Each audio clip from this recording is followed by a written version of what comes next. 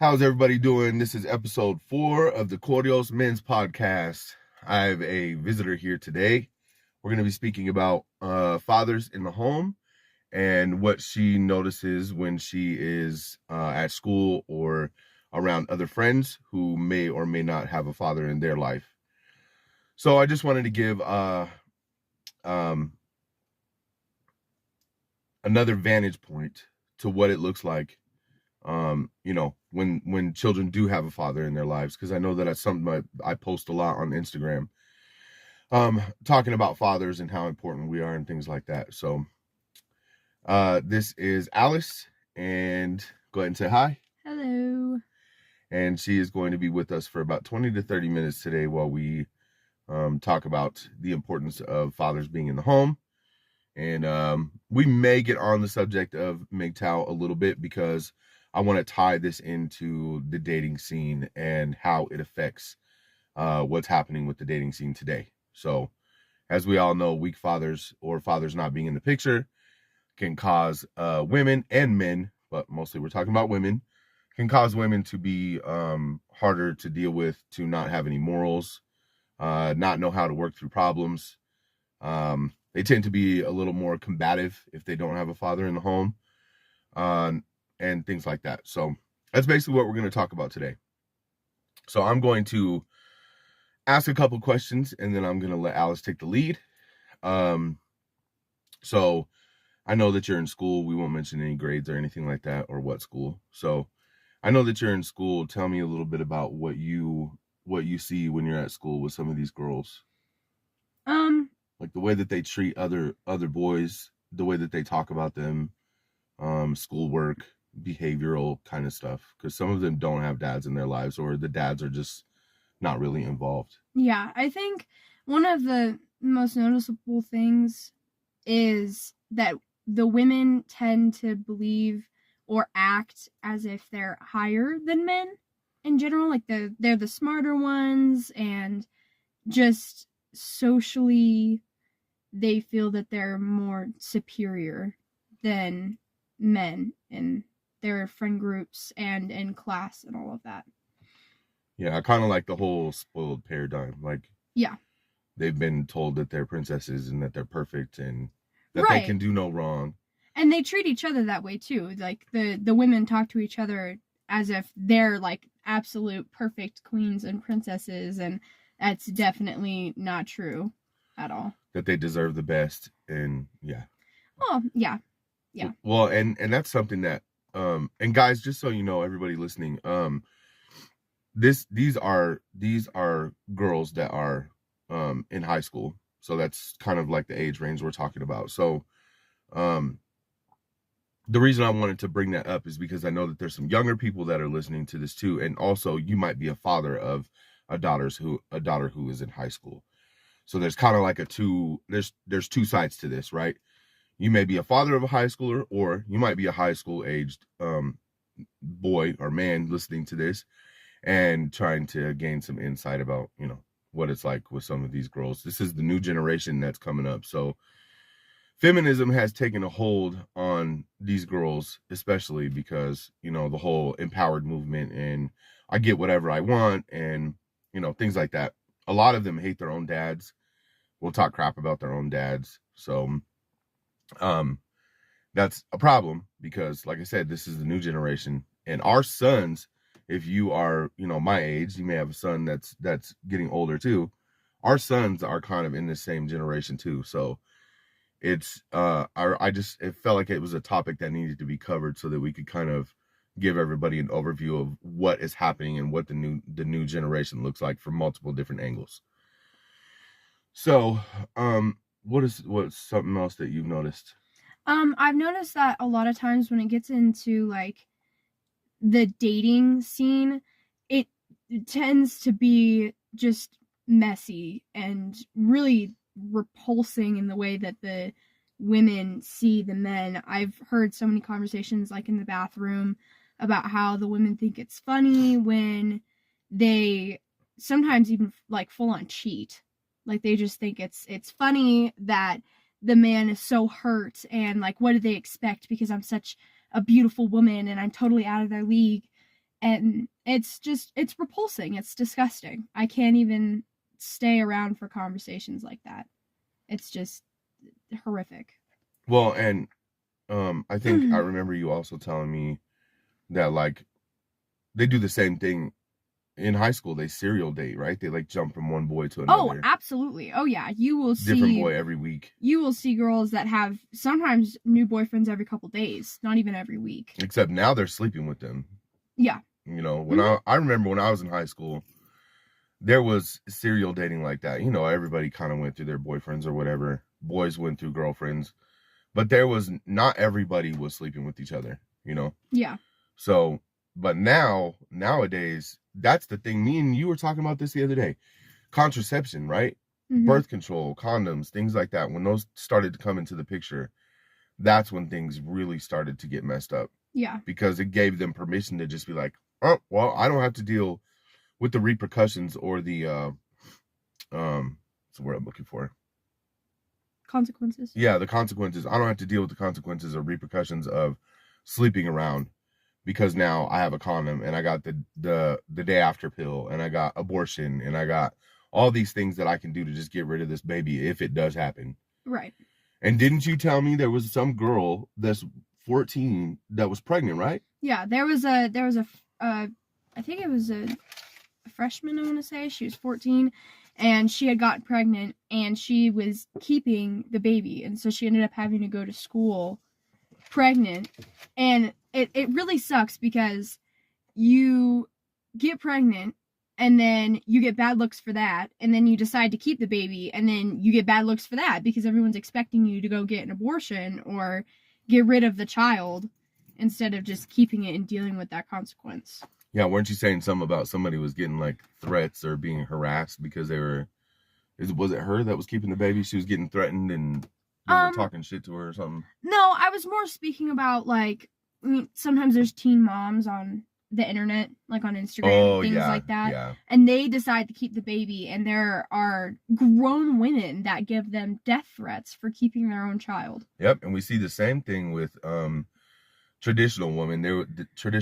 There was a story about a Australian woman who decided that she wanted to be a traditional wife. And when I say traditional, I mean 100% traditional. So they had 5 kids.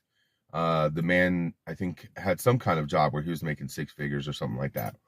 The mother was staying home, taking care of the kids, taking care of him, you know, just doing what a traditional wife does. And she had received death threats. She received comments or messages where they were like, if you need help, we'll call the cops for you and send them to your address. Just send us the address and we'll send the police over there. Basically, these feminists were trying to make it look like this woman was being held captive or enslaved or something, because she was taking care of the kids and the husband and being a traditional wife. So that's how brainwashed these feminists are.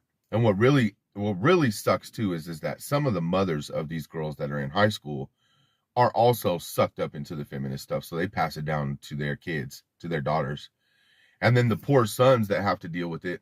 What do you see with the boys? Like, do they seem like timid to talk to girls? Do they seem kind of like scared, not really, you know what I mean? Like not really engaged because they feel like they might get in trouble or they might say the wrong thing? Absolutely. I think there's actually a lot more guys that I've seen that aren't even interested in dating at all. They don't want anything to do with it. And they end up falling into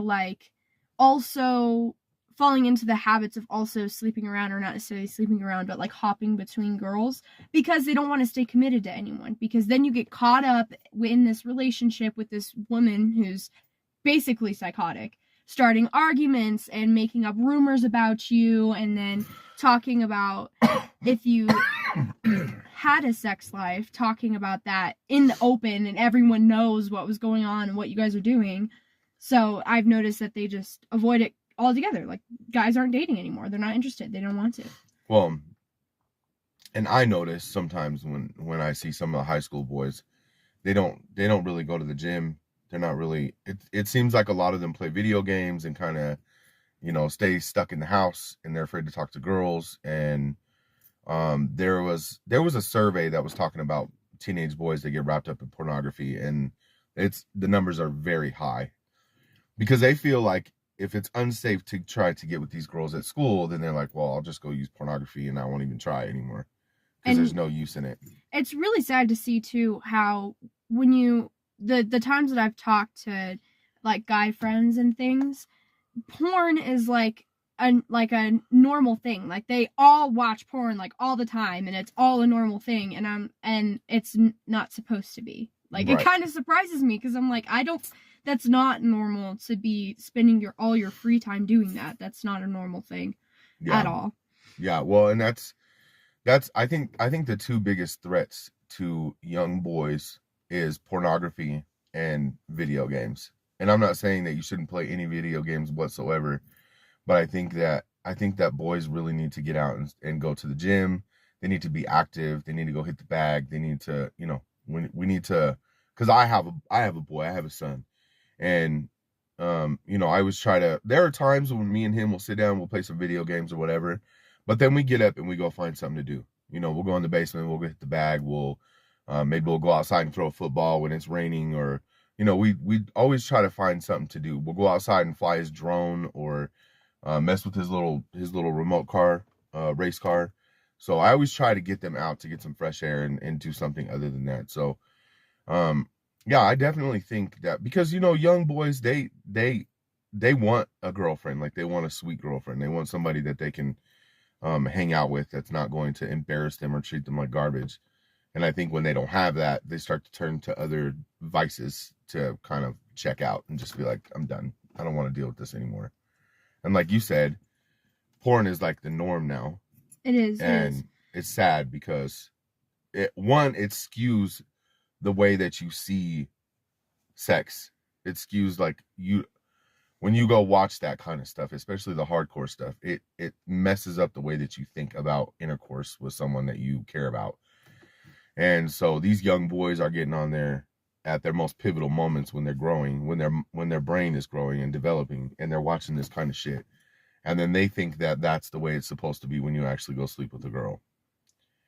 So yeah, I think there's lots of different avenues. I think it's partly what you were talking about with the girls, where they like shame the boys. They think it's funny when they cheat on them, or they think it's funny when they're doing things behind the boy's back and he doesn't know about it, or he's stupid or dumb. And then there's also, because of that, it's kind of pushing boys away. And then also the feminist movement's like, well, if you even talk to a girl now, it could be considered harassment. Well, what do you want these boys to do now? They can't even go talk to these girls. These girls might turn around and say, he harassed me because he said I'm beautiful, or whatever the case may be, right? Have you ever seen any situations like that where somebody got in trouble for doing something really just stupid and like not even a big deal? Just telling a girl she's pretty, or have you seen anybody get busted for that? No, nothing like going and telling administration or anything like that, but definitely social repercussions. I've seen guys that have tried to like go up and be like, hey, you're really pretty, I think it'd be great to go out, and she's like, oh yeah, I'll text you later, and then turns around and talks crap about him and makes fun of him, and it's really sad. It really is sad. And it's guys that are genuinely good guys.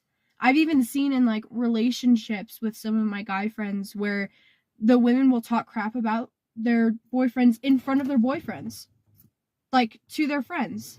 Yeah. And it's so upsetting to me. Yeah. And that's something that I didn't see a lot when I was in high school. I mean, you had maybe one or two girls that were kind of nasty and would go behind your back and talk crap like that, but for the most part, it just it seems like it's gotten more out of control lately. And then I'm trying to think. Oh, so what do you think, because you had a father in your life but not really too much of a mother, right? So what do you think the dynamic is on that? Do you think that, like, because there are some statistics that talk about single fathers raise children better than single mothers do, like, because the men are such a backbone in the family that usually there's not really any emotionally distraught kids that come out of a single father home, unless the father is just completely, messed up, like he's beating the kids and being a drunk or whatever. Right.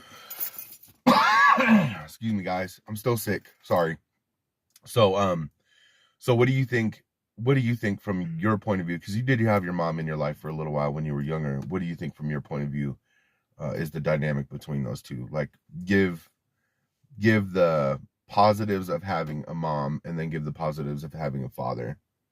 I think having a mother, if I were to have a good, stable mother, I would say, having a mother, it's important for your emotional side, because there is that aspect of life, especially as a woman. It's important to have a mother in your life for that emotional aspect, and it becomes difficult to like sort through or even address emotions when you don't have your mother around. But Yeah. for your father, having my father in my life and having a good, strong father figure in my life, it definitely, like, how do I explain it? It was more supportive, and it was more towards regulating your emotions rather than just like feeling them all over the place everywhere. And it was also like, I'm trying to think of the right words. It was also more about growing and becoming a better person rather than just feeling emotions in the moment how you are, if that makes sense. I'm not sure if that makes Yeah, using emotions to make a decision all the time, instead of right. kind of like from a logical perspective, Right. and seeing it from a different point of view, because the mother and the father give different points of view, right? Like a Right. mother deals with things more on an emotional basis, whereas a father kind of like cuts the emotional side out and is like, all right, well, what can we do to fix this, instead Right. of staying stuck in the moment, And both are very, very important. Having both is important, but I think that if it was coming down to our, like, if you had to take one away, I guess, would mothers be more important or would fathers be more important? It would definitely, I think it would definitely be fathers, because it's more structured, it's more logical, it's more like, I'm not sure how to explain it. I think that's all the words there are. there's more of a structure, and I think there's more of a backbone, because like with me, right? I noticed that with mothers, like if the kid hurts himself or whatever, the mother's like, "Oh my God, are you okay?" Whereas the father's like, "Dude, get up, brush it off. Come on, let's go. You're fine. It's just a little cut." We just kind of like suck it up. You know, Yeah. that's the way that we deal with those situations. So, and I think that goes for all situations. Especially when it comes to like whatever's going on in high school, or whatever goes on in life, dating, things like that. A father's going to give you a more straightforward answer than a Right. mother's going to give you. Yeah. I You know, agree.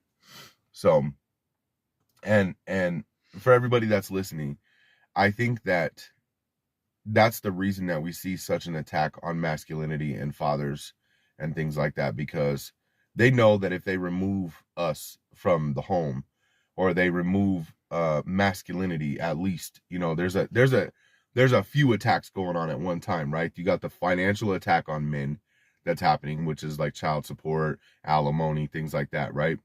That a lot of the times will push these men into suicide. But then you have the next attack, which is to pull the kids away from the father and not let the father see the kids as often. So now he's losing all of his time with his kids, which sometimes can lead to like drinking and suicide as well, things like that. And then you have the third one, which is the attack on masculinity. So, like in schools, I'm noticing that the activities, the boyish activities, of like going out and wrestling on the playground and things like that, those are starting to be less and less. Those are starting to happen less and less. And so when they try to pull these fathers out of the equation, especially like the courts and stuff like that, what it's doing is it's giving the power to the school system and to women. And I hate to be like the type of person that just kind of crucifies women, but if you look at the schools, a lot of the school teachers are women, and women tend to be more running off of emotions, like we just talked about, where they'll just kind of like, they're floaty, right? Like the LGBTQ thing, they'll let that slide, and they'll push all these different things that they shouldn't be pushing. and all these different agendas because they're emotional. They kind of just like, they feel bad. So because they feel bad, they will let those things slide in the classroom. So you got times where, like, here's a perfect example. My son was in school, and some kid walked up behind my son and I'm trying to remember if he kicked him. What was that little kid's name? Because there was two different incidences. Well, anyway, there was a time where my son was he was playing, and this kid came up and started picking on my son. And I always tell my son, like, somebody comes up and picks on you, at first you tell them to stop. You tell them, knock it off. I don't want to do that. I don't like it. And then I tell my son, if that person continues to hit you, you take care of yourself. You stick up for yourself. Well, this kid wouldn't stop. He basically was grabbing Caleb. That's what it was. He was grabbing my son, and he was kicking him in the shins and doing all kinds of stuff to my kid. And so my son swung back and hit him, right? Like, he swung back, he punched him, and I think he kicked him or something like that. Well, then I get a nasty email from the teacher that's like, hey, your son, there was a situation. I caught your son kicking and punching this kid, and, whatever. And I asked my son about it, and my son was upset, so he was crying a little bit. And he just told me, he was like, look, I was standing there, I was minding my own business. This kid comes up, grabs me, and he starts kicking me in the shin, and he wouldn't stop, and I told him to quit. And because he wouldn't stop, I decided to hit him. So I wrote the teacher back, and I was like, look, this is what happened. I understand that you have a policy for no fighting in the school. I get it. But my son was protecting himself, and that shouldn't be wrong for him to do that. So, make a long story short, basically, she couldn't believe that I had told my son that he needed to fight for himself and stick up for himself. And if this was 30 years ago, that was common.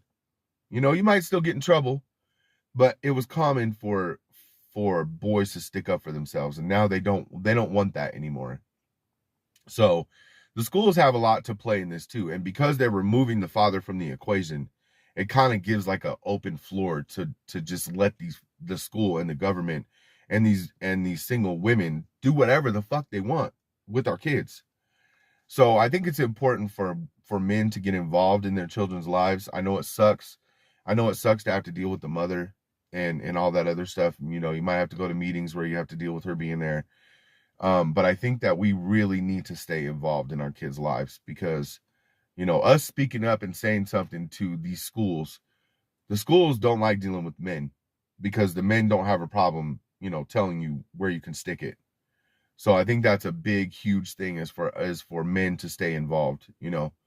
Go to the school, email the school, tell them that they're wrong, tell them that they have no business doing that, put the school in their place, because we're supposed to be the fighters for our kids. We're supposed to be the ones that are supposed to stick up for them and say what needs to be said.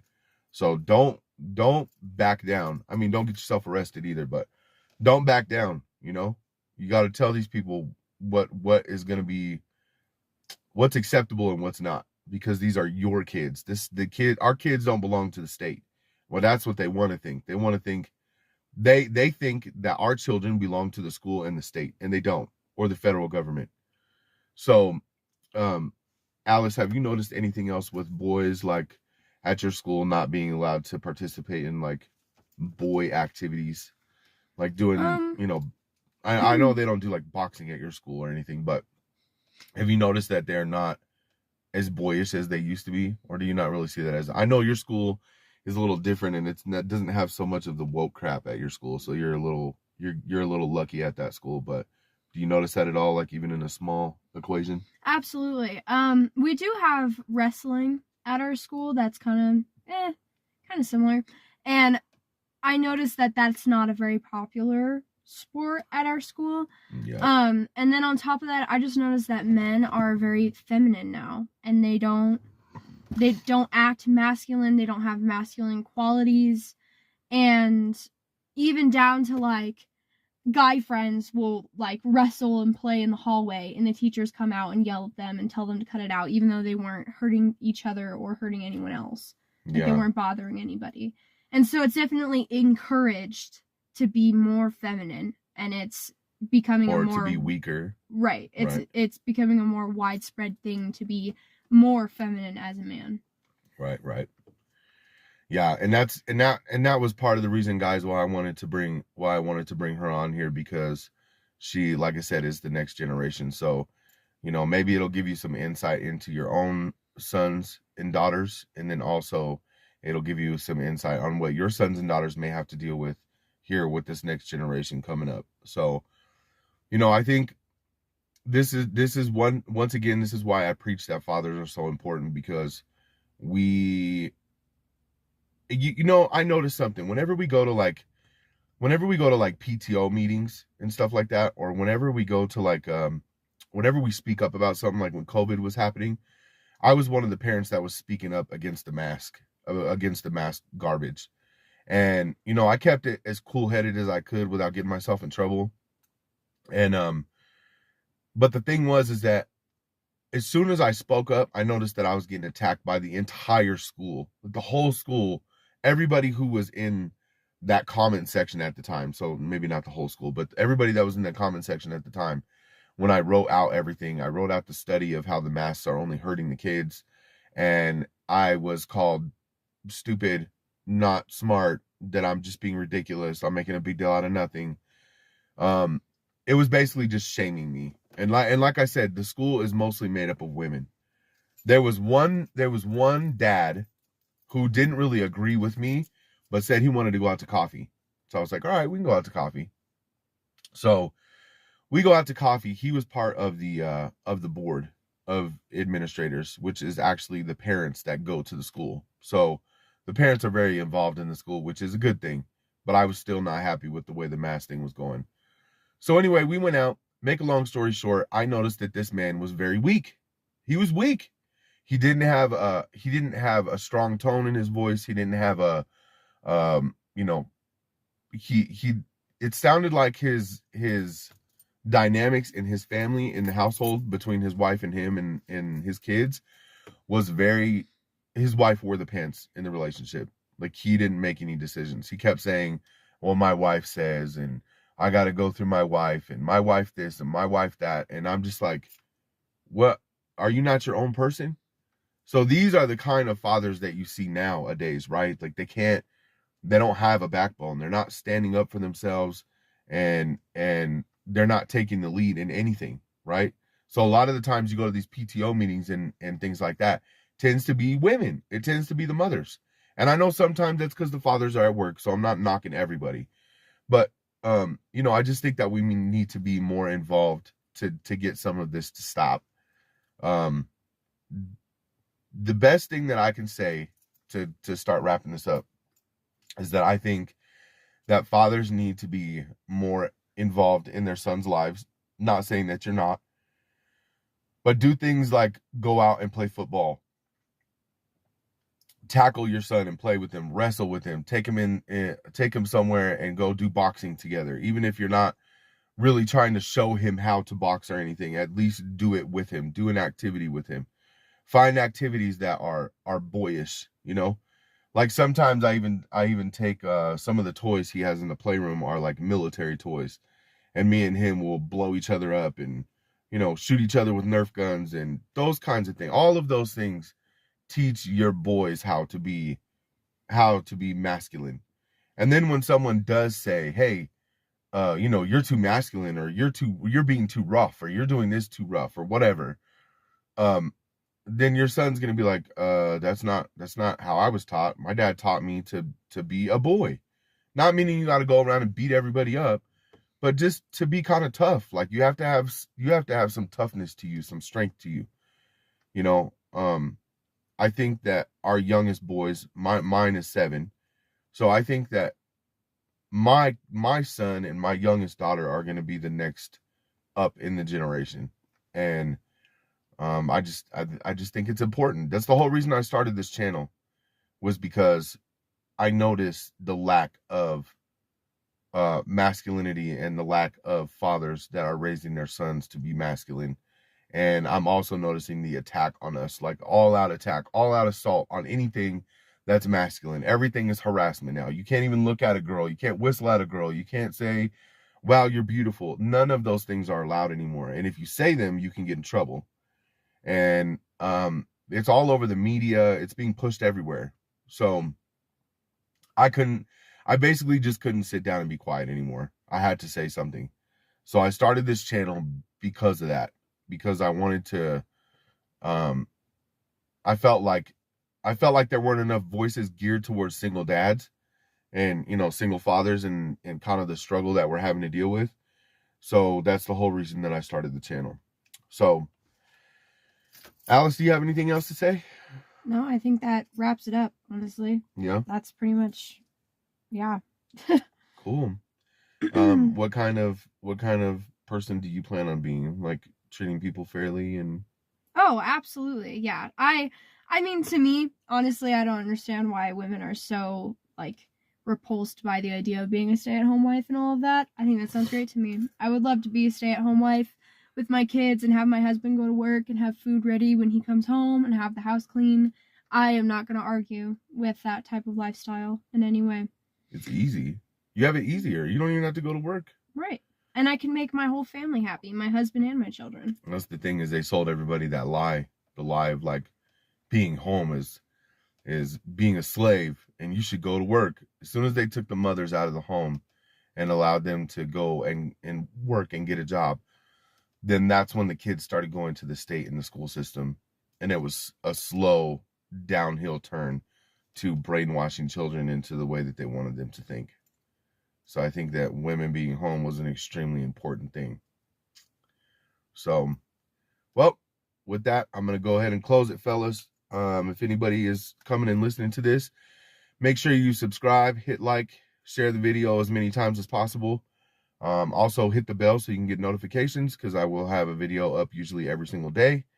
And join me over on Instagram, and down in the description will be the Instagram page that I'm on. I'm also going to start a second channel here pretty soon called Cordial's Tribal Talks, which is going to be more geared towards basically ancestral reconnection. So that channel will be up soon. As soon as I get the ball rolling on this one a little bit more, get some more subscribers, I will then go ahead and start that new channel. So yeah, it was nice for you guys to join me again, and we'll talk to you next time. See you later, fellas.